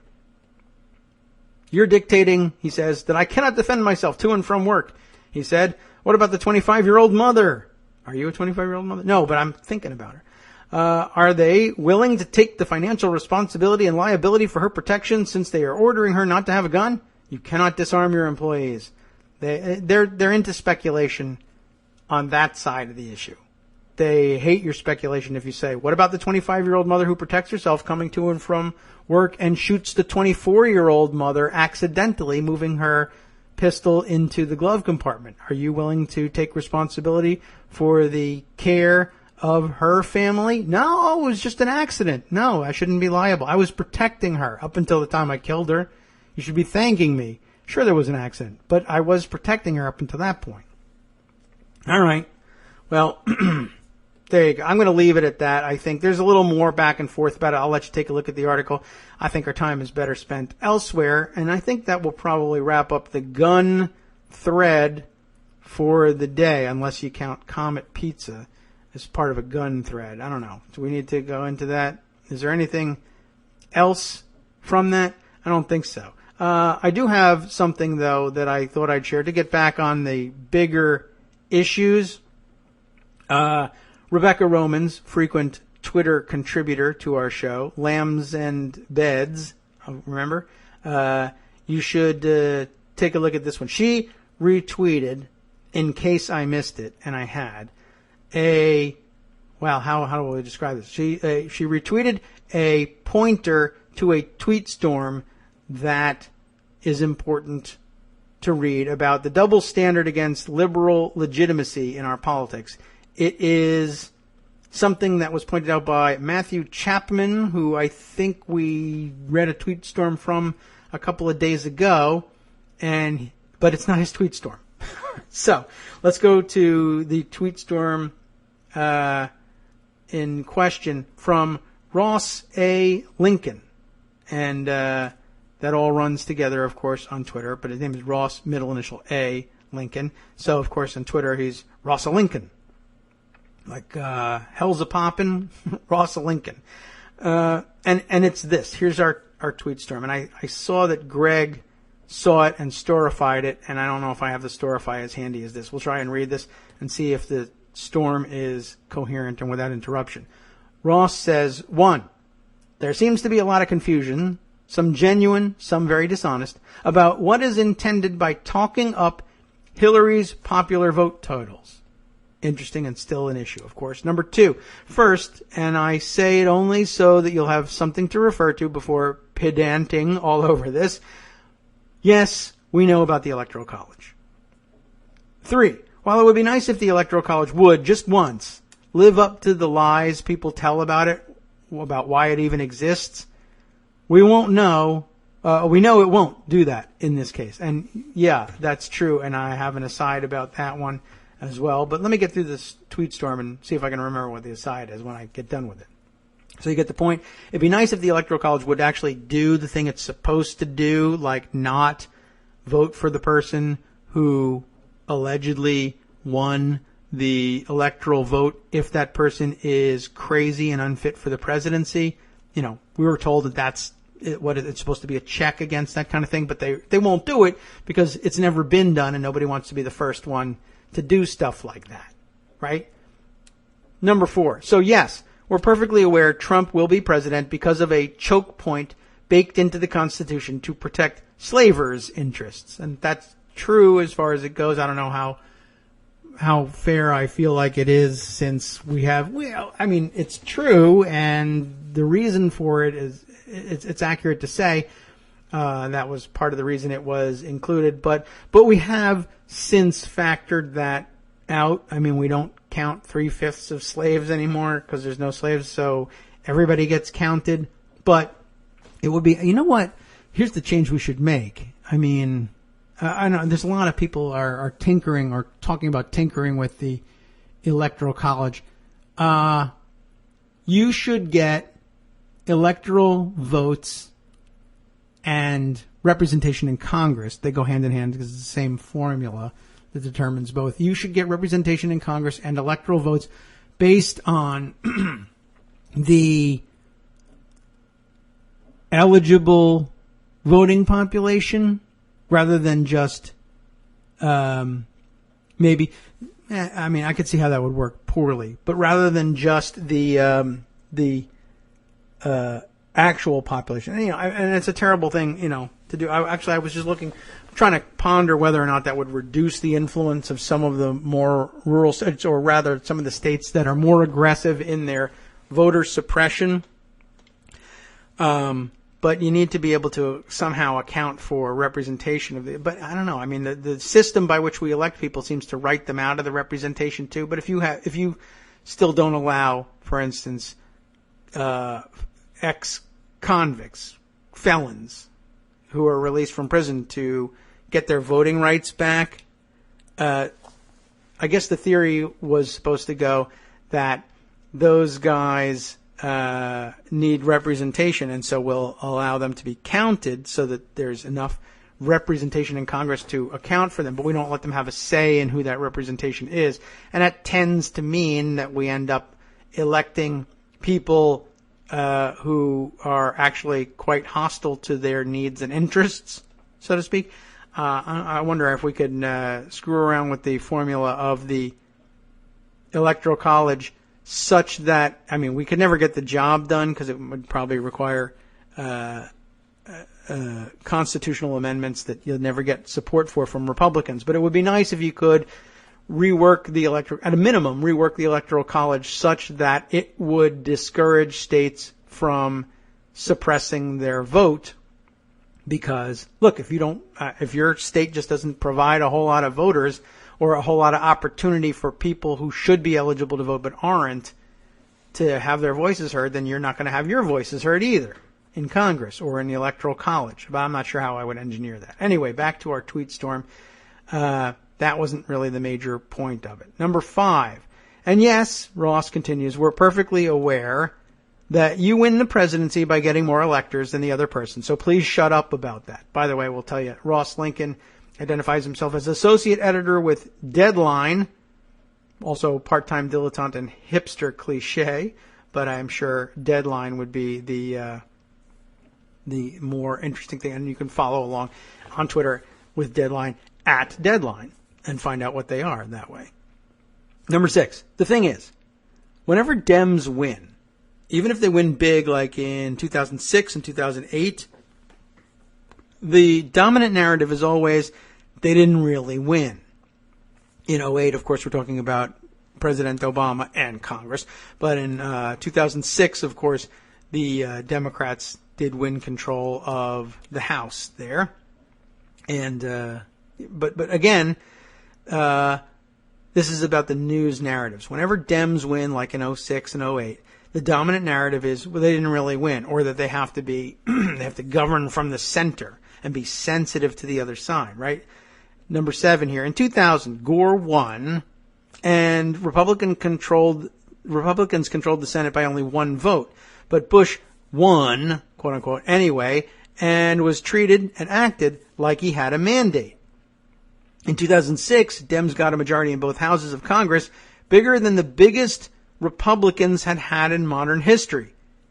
And it wasn't even Democrats' biggest ever, that is. Yet, even though they'd been repudiated hard, immediately Republicans pushed the idea that this proves that America is a center-right nation. That, of course, being an actual quote on the subject. Number 10, in 2008, Dems got an even bigger majority, and the press and major Dems and Republicans pushed the idea that Dems, not Republicans, had to bring the country together.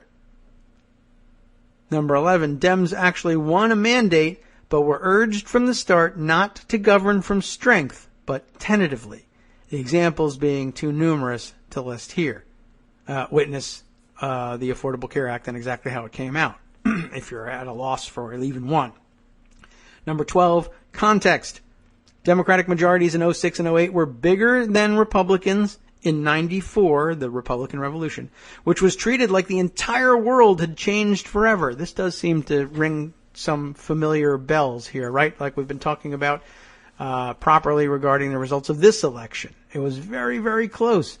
40,000 people changed their minds, and instead of we're a Nazi dictatorship, we are the most progressive platform ever, is now taking the reins in Washington, D.C. But it was not to be. Number 13 here. Even today's Republican majorities in Congress aren't as big as the smallest, most recent Democratic majority. Meanwhile, number 14 says, the great lie told by Republicans is that they're real America and that they're a true majority, not liberals. So, when they win, regardless of circumstances, the press and even many ostensible liberals fall in line with demands that liberals stop being liberal. It's true. It's part of the DNA. You say, liberals care about whether or not other people feel ostracized or included or overlooked or have economic anxiety and things like that. And they look to include people. It's just a problem with the DNA, and Republicans really don't care, and they look to exclude people on top of it all. And it's just, a difference in our makeup. Now, number 16 in our series, that's happening now, bigly. Even the LA Weekly published a horrid little illiterate screed about how liberals suck. LA Weekly, he says. I'm not familiar with that piece. But here's the thing. Hillary's campaign seriously erred in ignoring key swing states, but she's still getting a historic popular vote margin, pushing 3 million votes, more than Trump got, possibly going to have gotten, and I think we're already at that point now, I read the other day, more votes than Obama got in 2012. which also, by the way, should change the narrative, but it's too late. The narrative's been set about turnout and enthusiasm, etc., etc. Anyway, number 19, by any reasonable standard of judgment, a clear majority of voters did not want Trump in office, and most of those voters wanted Hillary. Trump literally won only thanks to a technicality, and yet everyone is trying to push the idea that liberal votes don't really count. We're told we live in a bubble. But as other people have noted, Los Angeles looks a hell of a lot more like America than Sapulpa, Oklahoma. Does it? I don't know. I've never actually run into Sapulpa yet. Who knows if I'm even saying it right or if there is such a place. I haven't seen a gun fail there. If you haven't had a gun fail, you don't really exist, in my opinion. Anyway, before anyone accuses me of being a snooty coastal elite, I am from Sapulpa, Oklahoma. So, no, it's too late. You moved, so you don't count anymore. That's the way it seems to work. Number 23 in our tweet storm, if Dems reacted to winning the Electoral College, but not the popular vote, by saying Oklahoma isn't a real place and doesn't count, there'd be riots and impeachment. That's literally what is happening to liberals. But we didn't just win the popular vote because of a quirk. We won it big. There are more of us. If anything, we're the ignored majority, not conservatives who literally cannot win fair and square. And so we are literally the ignored majority. I mean, we are being ignored, and we are the majority. That's just true. Now, a second tweet number 25. I see we have a numbering issue here, but we can amend that later on. That is why we keep bringing up the popular vote. We have to keep hammering the fact that we are not outliers. We are not elites. We have to keep reminding people whose default setting is to surrender that clearly the problem isn't that Dems are too liberal. Not to mention the fact that in most swing states, Trump's margin of victory is smaller than the number of votes Jill Stein got. Not to say that it's her fault, but he's just pointing that out. At the very least, so that you say, well, okay, sure, Jill Stein voters, if they had it to do over again, might just very well just say, no, I meant it. I'm just not voting for Hillary Clinton. She's and usually because she's not liberal enough for me. So, I mean, think about that issue. I mean, I guess that you could use, by that argument, you might be able to add, what's his name? Gary Johnson's votes possibly to Trump's total. I don't know how if you could make the argument for it. But I guess if you're going to allow for the argument of Jill Stein votes ought to be included in a total of liberal voting, you would have to do that for Johnson. And I don't know how that affects things. But I have a feeling that, well, she got considerably, I don't know, did she get more of the vote than he did? I don't know. I forget. That's out there, and it's a known thing. I just don't remember it. But anyway, that's quite a good point. There's even more votes that said, no, we want things to be considerably more liberal than Trump would otherwise allow. But it doesn't matter. Calls for Democrats to abandon core constituencies and core projects are bad and should be ignored. In summary, in something numbered number 30, but it is actually number 31. In summary, we should do more of what we've done and not less, unless we want to lose forever. That's why we keep bringing up the popular vote, and that is the end. There's an addendum here at the end, and it's not numbered, so we don't worry about it. As if to prove my point, this is the kind of BS we have to deal with on the regular, and it is included a embedded piece from Politico. Pence talks up Trump having the biggest mandate since Reagan, and it is in fact, of course, quite the opposite. So a good thread, a good call on the part of both Matthew Chapman and Rebecca Romans for bringing it to our attention. I know that Greg agreed, and he has it storified for you, and maybe I can grab that for inclusion in the roundup, although as I say it, I know I'm going to forget it in the next 10 minutes. So, Scott, remind me if I don't send you the Storify collection that Greg put together. It'd be better if you found it on your own. But if you can't find it, I'll dig it up. You got enough to do when I hand this off to you. Okay, so let's see. Other pieces that I think, pieces of the puzzle that belong in your possession. Oh, yes, we have not yet commented on a couple of the cabinet appointments. Linda McMahon got her due, and I did put a story aside on that one and never made it back to it, but I think I saw David Farenthold commenting on the fact that, yeah, Linda McMahon is, of course, the biggest outside donor to the Trump Foundation in its history. She put in about $5.5 million into the Trump Foundation.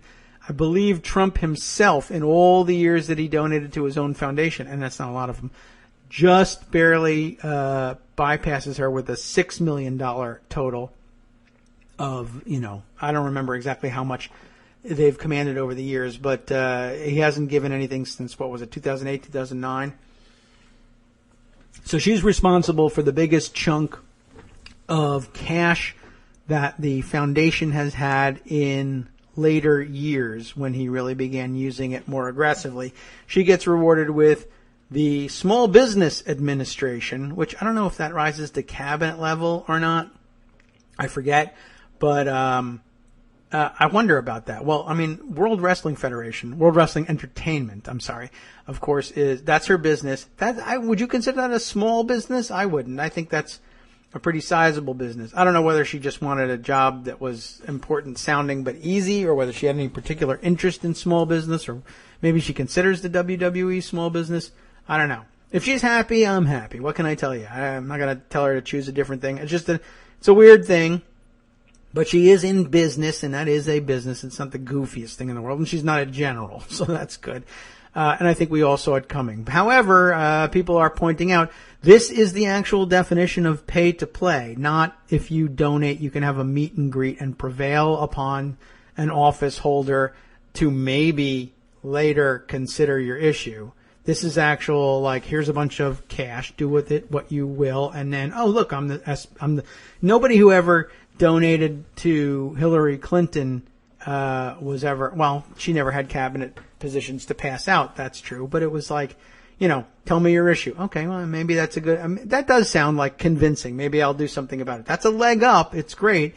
It is kind of pay to play-ish, if not on the nose there, but I mean, here's $5 million for you to use for charity and maybe even try and take write-offs with, but certainly claim greater glory with out there in the world, even if you're buying yourself portraits of yourself, and then boom, Small Business Administration. So, okay, good luck to Linda McMahon on that front. Also, some news today that, we already knew that Ben Carson had been named head of the Housing and Urban Development Agency. But I just thought I would point out that for the first couple of days after the appointment, the story somehow circulated, gee whiz, I wonder how, that, he's a surgeon, but qualified nonetheless to run HUD because, after all, he lived in public housing in his youth. CNN, though, straightens that out, and they say, no, he did not ever live in public housing. We don't know where that came from. We don't know why people would say it. I have a pretty good idea why people would say it. So there you go. It's not that he lived in public housing that makes us think that he has experience with public housing. It's that he's a surgeon.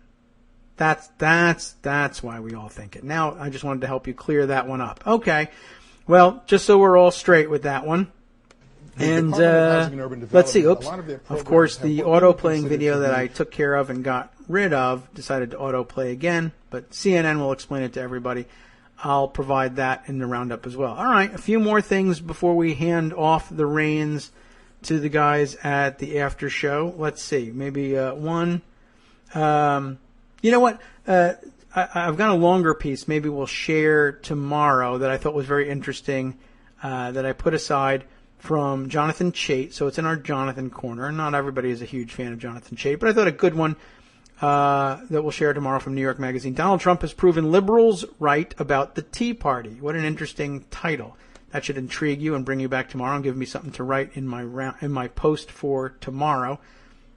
But the last thing I'll note here before telling you about what's coming up on the after show, hat tip to Van Jones, who I didn't read the full context of the quote, but I love this very sly remark I thought he made. He looks like he's talking to Trevor Noah from The Daily Show. And the headline quote here is, Van Jones says, Trump is much worse than people think, but his voters are much better. Now, a lot of us still are concerned about the deplorability of the deplorables, and we're right.